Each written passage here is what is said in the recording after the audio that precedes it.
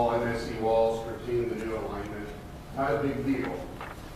And then about 4 years ago, all of a sudden they said, okay, we're ready for the final design stage. And we said, fine, no problem.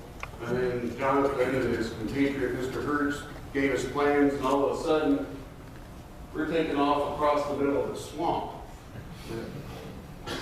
Where did this come from? What are you talking about?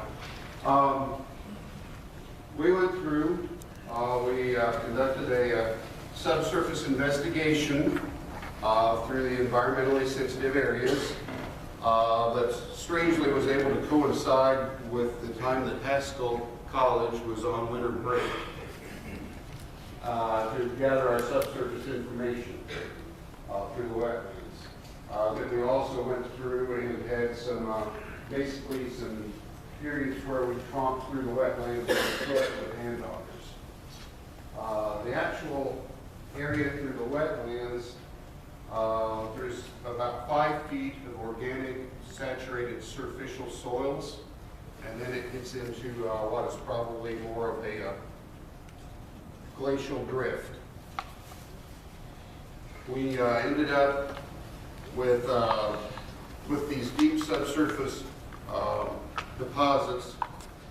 We were expecting settlements when we were building embankments anywhere from 8 to 24 inches that spanned a period of time from 5 to about 37 years, as I recall, for our consolidation to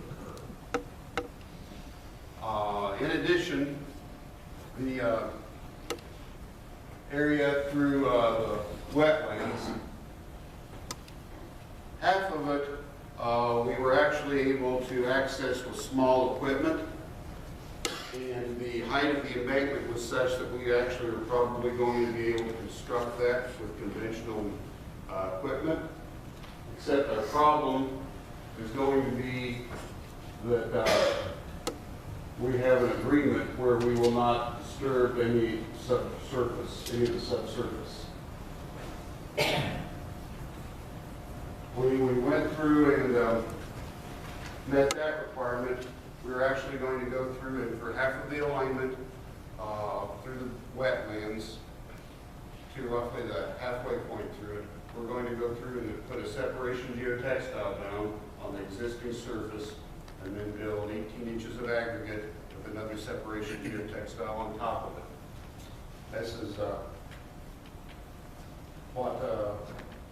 some applications here on different projects where we've actually gone through and done this sort of construction through similar areas. At the bridges, we actually are going to go through where the embankment increases in height. Most of the bridges on the project will have the embankments treated with prefabricated vertical drains to allow the settlement to occur within roughly a month's time after completion of the embankment. That is going to occur for most of the bridges. There are about 5 structures where we have global stability concerns, and we're not able to build the structure without having a massive slide failure, and so those are actually going to have stone columns that are going to penetrate down to bedrock, basically. There you see this is the type of construction that will be occurring. Obviously, we aren't going to have any excavation on the project, but that will be roughly what we expect things to sort of look like with the geosynthetic spread out here, and then eventually put an aggregate on top of it. The particular construction that we're going to use with the double layer of separation geotextiles, I have been on a quest for about 20 years trying to get my agency to learn the difference between a geotextile and a geogrid and a geonet and all that sort of stuff. And this young man right here, he called it a quesadilla one time. And I cannot get anybody to learn a difference anymore between a geotextile and a geogrid. Instead, they always refer to everything as, it's one of those quesadillas, isn't it? Thank you, John.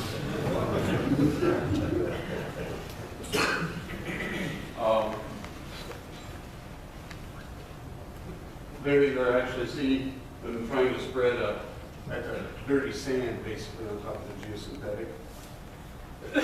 That's actually K61.